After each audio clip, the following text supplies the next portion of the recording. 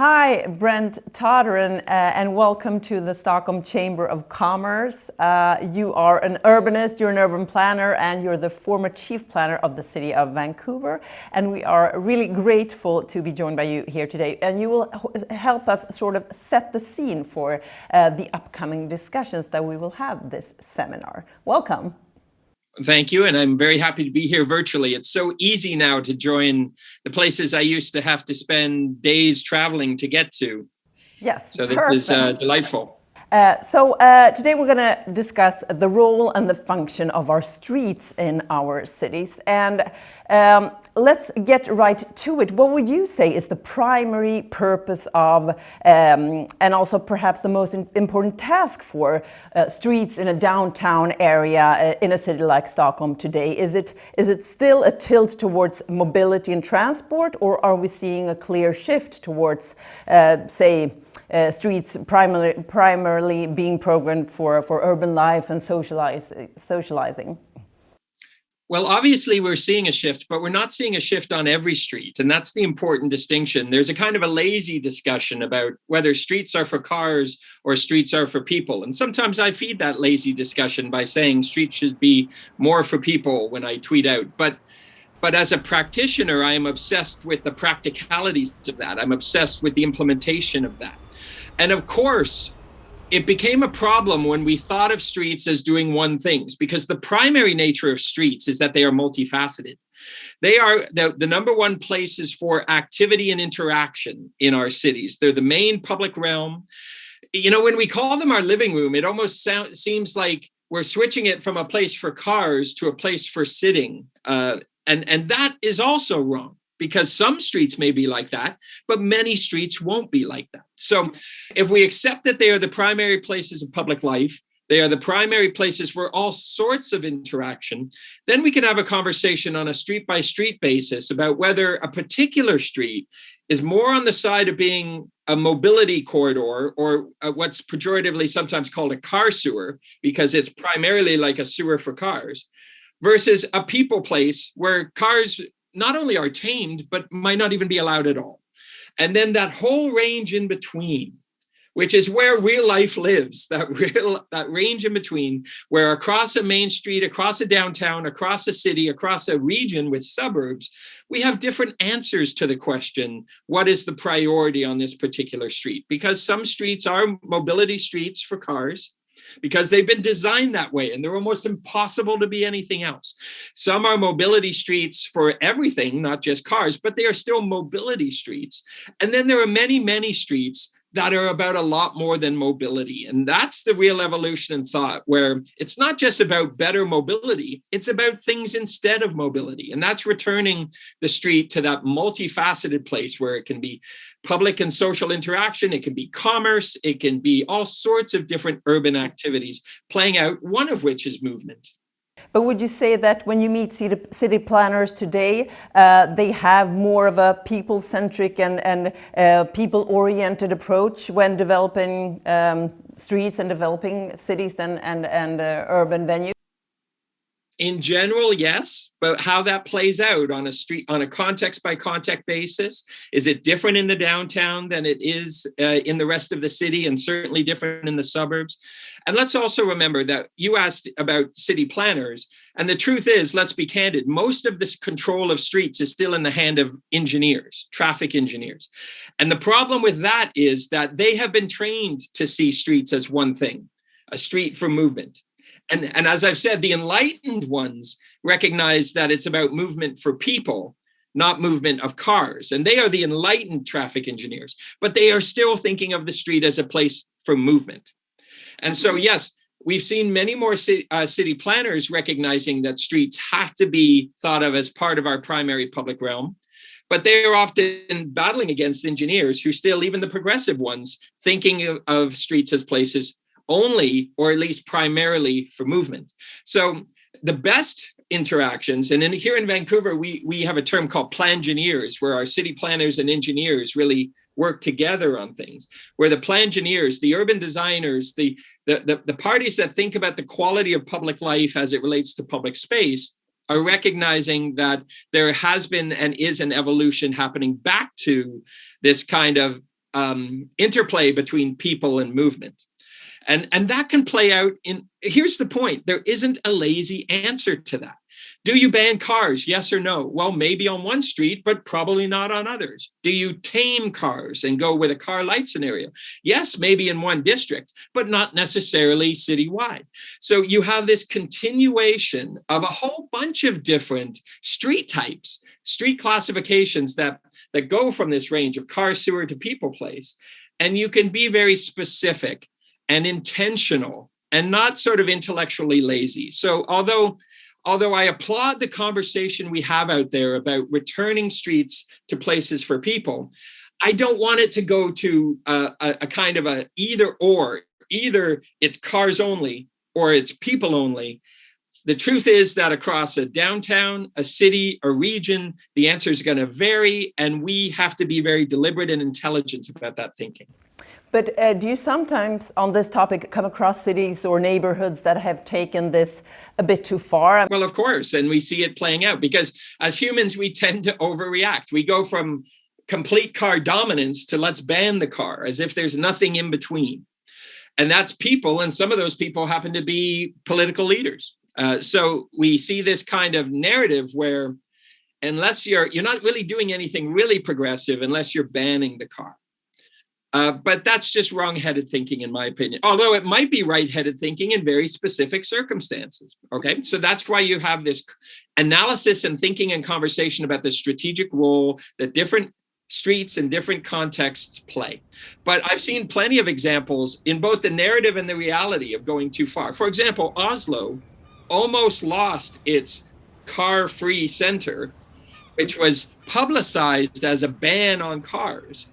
When as soon as you scratch the surface, and I had many conversations with the deputy mayor in Oslo, it wasn't a complete ban. Of course, it wasn't a complete ban because the locals still needed car access. You still, of course, wanted car access for the folks who need cars for accessibility reasons, etc.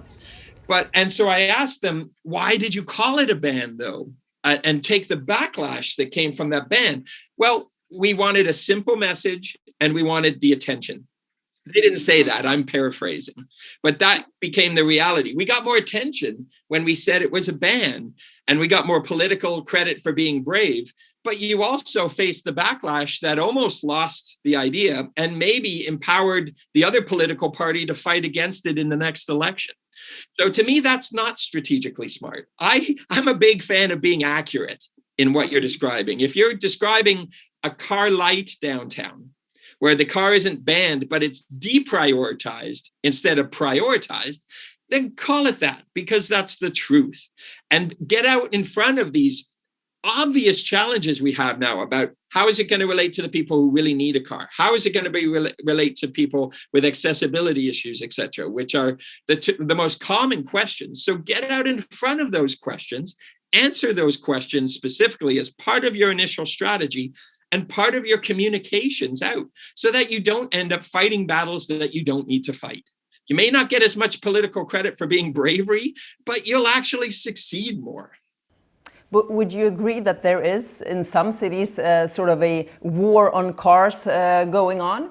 No, I hate that narrative, the war on cars. Let's remember where that phrase came from. That phrase came from a Canadian politician, the former now deceased mayor of Toronto, the famous crack-smoking mayor of Toronto, who was probably one of the worst politicians in North American history.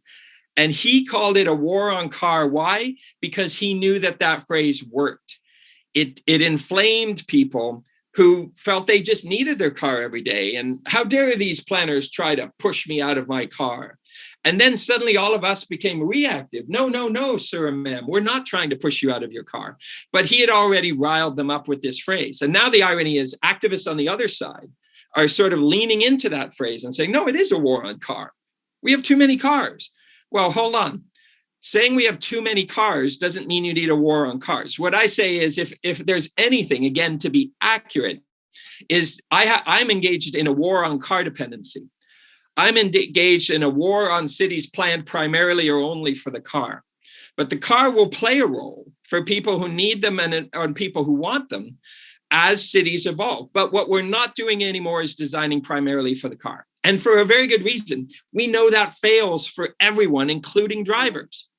So you're not pitting a driver against a pedestrian, because the thing we know is that if you design only for cars and everyone tries to drive, nobody moves well, including the people who have to drive because they have no other choice. So not only is it bad strategy, in my opinion, to play into this war on the car, it's not even accurate. It's not even accurate because we know that car dependency leads to gridlock. Car dependency leads to congestion that you can never build your way out of. So you can bring everybody together by saying, if you design for cars, it fails for everyone, even drivers. And if you design multimodal cities for walking, biking, and transit first, it works better for everyone, including drivers. So this isn't a drivers versus everyone else perspective. We're all just human beings. It's about what works best in cities, not what object you like better, your bike or your car, because I like both those objects as objects. But if you design for a city for cars, it fails for everyone, including drivers. So one of the most common issues discussed in any aspect of urban planning is parking. And this is somewhat a universal problem because parking, of course, takes up a lot of physical space. So how would you say we should fix the parking problem? Well, the parking problem is an extension of the car problem. When you have too many cars, you need parking. And we always tend to talk about how many lanes of car traffic you can replace with a successful bike lane or a successful bus rapid transit lane or a light rail lane. You can replace so many lanes of traffic. And I love those graphics. I tweet those graphics out all the time. But they always ignore the fact that you also need all that parking for all those cars. That shows the insidiousness of how much space cars require you to surrender in cities. And that's what I say. We surrendered so much space towards the car in our cities. And the pandemic really revealed that because we were trying to do so many other things with the space left over after all the space we surrendered to cars. And it revealed for everyone what we in urbanism already knew and had been saying for decades, which is that the space left over just isn't enough. It's not enough without a pandemic, but as soon as you start to have to separate yourself by 6 feet or 2 meters, it's really not enough. So parking is just a part of that conversation. And the best way that I talk about it is all the things that fail when you try to design over parking. And the real parking problem is having too much parking. Here are all the consequences. I worked with a Canadian city to do a document called The Power of Parking, where we changed the public perception and conversation about the so-called parking problem. And we were really blunt, saying, here's the real parking problem. Everything from not enough space for everything else, affordable housing projects not being viable because of parking requirements, carbon emissions from the construction of parking spaces. And by the way, when you build too much parking, it induces more driving. Just like when you build too many lanes of traffic, it induces more driving. As a matter of fact, parking may induce more driving than lanes of traffic does. Because I often said people will be stuck in traffic willingly, it seems, just to get to work while listening to the radio in their car. But they won't do that if there's no parking space for them to actually park their car at the end. And they know that. So then they will think about things like, I better take transit. So parking spaces, oversupply of parking spaces can induce car ownership and car use even more than lanes of traffic. So we need a fundamentally different public conversation about the so-called parking problem. And we need to call BS, if you'll forgive that technical term, on this issue, this false narrative that whenever a place is struggling, a downtown, a main street is struggling, the answer is to provide more parking. Usually, I always say people never come to a place for parking. But when you try to provide the parking you think they need, you usually take away the things that they're actually coming for. You wreck the place as you try to provide the parking that you and they maybe think they need. So it's a great recipe for failure, expensive failure, to try to solve the parking problem with more parking. You solve the parking problem with alternatives to parking that take less space, less emissions, less pollution, less public cost, less private cost and individual household cost, better public health, better accessibility and equity, all the way around. It works better. We just need to be much better at explaining that and being more persuasive about it. because the information, the science, the data, the facts are all on our side. But if we change the perspective on the parking issue or the parking problem, what would you say is the most creative use of freed up parking space that you have seen lately in the cities that you've been working with and collaborating with? I think there's any number of examples. If it's underground, it's actually a challenge to think about. Maybe it's storage space, extra storage space. Think about how many buildings in our cities are now storage buildings now, storage facilities. So there's that opportunity. When it's a structured parking, it's actually easy to tear down and replace with a new building, or you can gradually layer in other uses. But we really need to start designing our public spaces for transformation. So there's also, I've seen community gardens, I've seen all sorts of different uses, but the point is design with the evolution in mind when you're doing it. And it starts with the fact that stop building so much of it in the first place. The more we build, the more we have to transform, and we are overbuilding. Well, on another topic, in an article that you wrote a couple of years ago, you discussed something that you call sticky streets, and you say that we must create sticky streets for people to enjoy and linger and like create qualities that make people want to come back. What is a sticky street and how does it work from your perspective? Well, I've been a city planner now for 30 years. In my first 10 years, my first decade, I did a lot of downtown revitalization, a lot of trying to strengthen main streets and traditional downtowns. And the holy grail for that is to bring people and to, once you've brought them, keep them.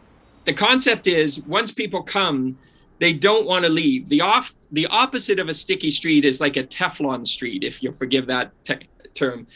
People want to move through it as quickly as possible. And ironically, traffic engineers, that's how they think. They want sidewalks to be as efficient as possible to move through. Like if you're actually stopping or a little bit crowded, that's a definition of failure instead of a definition for success. But think about that. When your windows are engaging because you haven't designed blank walls, and people want to stop and look in the window, or they meet a friend and there's actually space for them to catch up on the sidewalk, even before the pandemic. That's what a street is sticky. It's designed in a way, both horizontally, but particularly vertically, to engage the attention of the walker, to reward the walker for doing a great thing, walking, which is great from a public interest perspective in so many ways. So you're rewarding them with an exceptional experience that actually encourages them to slow down or even stop. I've known Jan Gehl from Copenhagen for almost a few decades now. And when I first met him while I was still chief planner of Vancouver, we were walking around downtown Vancouver. He said, you can double the number of people on your main street in two ways, either by bringing twice as many people, and actually that's really hard, or you can double the number of people by doubling how long they stay. And that's obvious, but it had never been put to me that way before. And that was always this idea that, yes, our main streets and our downtowns and our streets in general need people to be there, but we actually want them to stay. And it was out of that thought that I found this term and created this conversation about sticky streets, because it really is about lengthening the time that people engage with public life and the public realm, because that's more likely for them to shop in the stores. It's more likely to create the vitality, the energy, the safety that comes with numbers. I often refer to it as body heat. You've got enough body heat in your main street or your downtown for that main street to be successful, instead of Teflon, where everybody's just sliding through as quickly as possible, either cars or people. Ironically, that's how engineers have designed streets in our downtown. Streets to make cars go by as quickly as possible and don't have any interest in stopping and actually strengthening your downtown.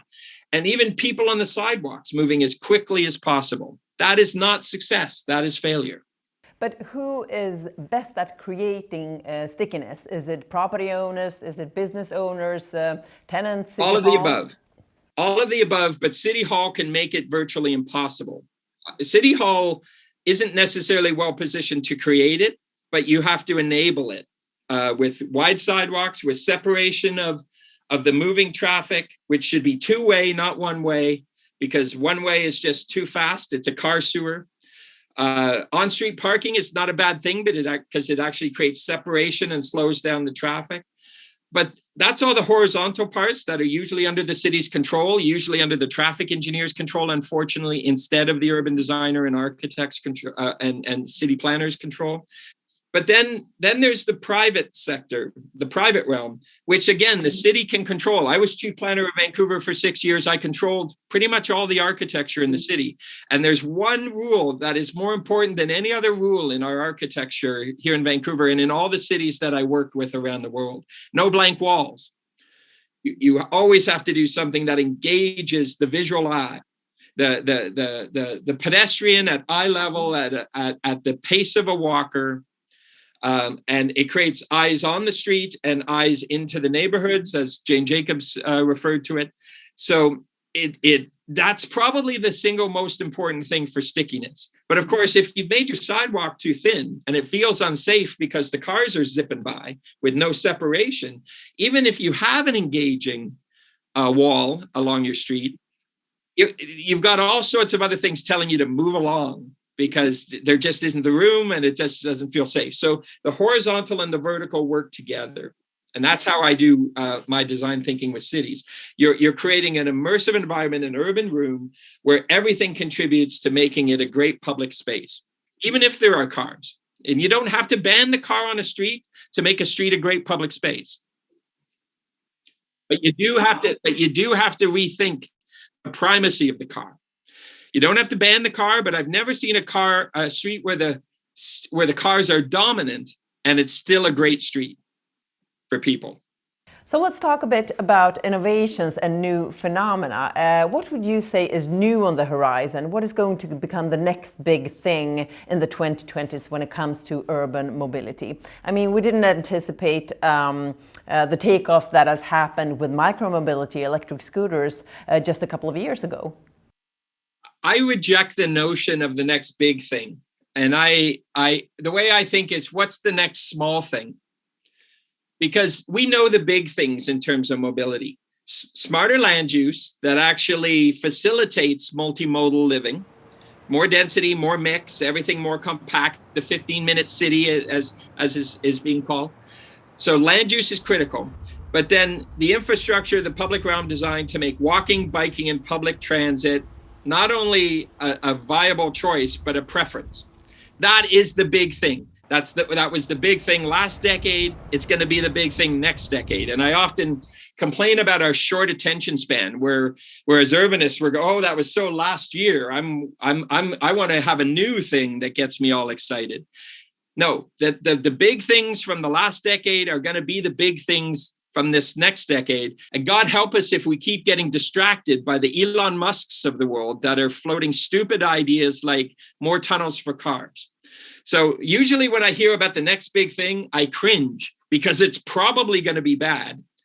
And if it isn't bad, it might be good, but it's a detail that shouldn't be confused for replacing those big things I just talked about. Now that I've said that, so what are the next small things? In addition to walking, biking, and transit primacy, is there going to be e-scooters? Is there going to be new technology like apps that facilitate multimodal planning and multimodal movement for as an individual or household? All of those things are good things, and we will get quite excited about them, and we will talk about them. And bad media will say, "Is this the solution?" And people like me will say, "Of course, it's not the solution. The solution are the fundamentals I just talked about, but this can make that better. It can be another thing that gives all of our alternatives to car ownership and use, make those even better." So yes, I'm looking for the next details. I'm looking for the next additive add-ons that make walking, biking, and public transit and smarter land use better and more efficient. Like look at the example of the 15-minute city in Paris. It got so much attention. The 15-minute city is not a new idea. It's been around for decades. Just like I find old ideas and try to make them famous. That's what Paris did. It took an old concept, the 15-minute city, but to their credit, they put it front and center into the mayor's platform for re-election, a very persuasive and influential mayor.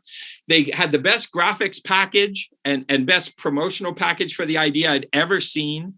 And then they recrafted their leadership in their city around it. They created a deputy mayor of the 15-minute city, and to embed it into the civil service so that it could actually see follow through. That's why Paris deserves a huge amount of credit, because they did it so well. And so I say we don't need to find new ideas. We just need to reinvigorate many of the ideas that have been floating out there, be a lot more persuasive about them, and actually show how to implement them. And that's what Paris did so effectively. So what is your personal opinion on the 15-minute city concept? Well, I've been arguing for so-called complete communities, the idea that communities have to be more complete for several decades. My term in Vancouver, I called it the power of nearness.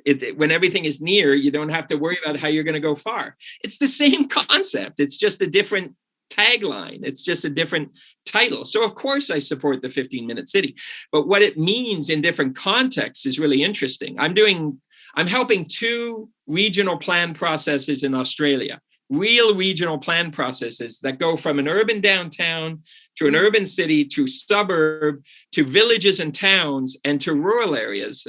And we're thinking about the 15-minute region in the context of all of those different regions. And most of those are not at all like Paris. So you have to actually think about it in the context of, is it 15 minutes or is it 20? Melbourne, for example, used the 20-minute neighborhood. Paris used the 15-minute. Is it 15 minutes by what? Walking and biking, or walking, biking, and transit? If you're talking about 15 minutes by car, you've got the wrong idea. And is it 15 minutes to what? Is it to everything you need, most of the things you need, daily needs or weekly needs? So you can define those 3 elements I just said in different contexts of a region and figure out what a level of completeness means. And this really comes down to both land use and infrastructure. Land use that makes everything closer and more mixed and more dense. Infrastructure that makes walking, biking, and transit more easy and delightful. So it's basically, why wouldn't I like the 15-minute city? It's basically everything we've been just talking about with a better branding package. And I often actually say that cities don't need better ideas. We have good ideas. We've just been really bad at branding them. We've been very bad. And frankly, when we're competing against the car company advertisements out there that say that cars equal freedom, we're losing the public relations and the branding battle to the ubiquitousness of car ads. So what we need to be better at is more persuasive, better communicators, better structuring of our ideas and packaging of our ideas, and then getting out and hammering it over and over and over again, just like a car ad does. It hits you 5 times in one commercial break if you're watching soccer or football. So, they know that they're hitting you constantly with this messaging. We've got to be better at our own messaging. Okay, thank you. Moving on to my final questions. I have to ask you, Vancouver is frequently ranked on top when it comes to ranking world cities out of a livability perspective. However, I listened to a podcast where you were being quite critical to these indexes, saying that, these people or these magazines that create them do not really understand what livability is all about. So according to you, what is a livable city?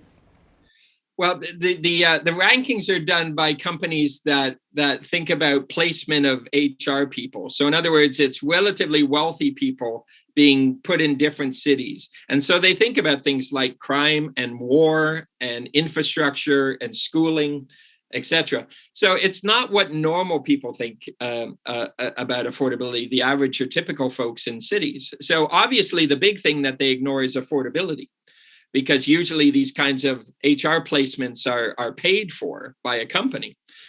But what I say is, even before that, I say the last professional group I would listen to around a definition of affordability are economists, and usually it's economists doing these rankings.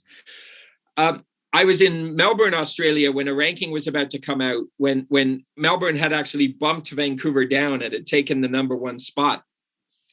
And I did a bunch of radio interviews because the mayor was sort of crowing about how Melbourne was going to win the #1 ranking again.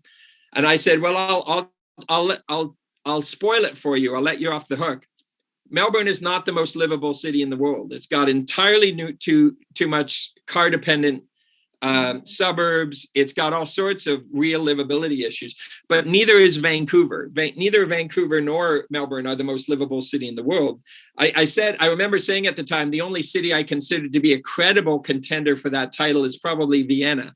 And now Vienna, in just recent years, has taken the number one spot. So I said one of those rankings with either listening to urbanists like me or finally decided to be more accurate about it.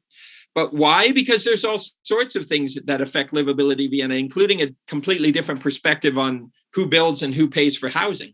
So it's very difficult to have a real conversation about comparing cities in completely different economic situations and systems, housing situations and systems, etc., around the world.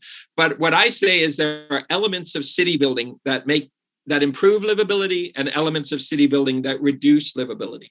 The more you're planning for the car, the less livable you are. The more you're planning for people in all your thinking, in your housing, your transportation, mobility, etc., your public life, chances are you're improving real livability.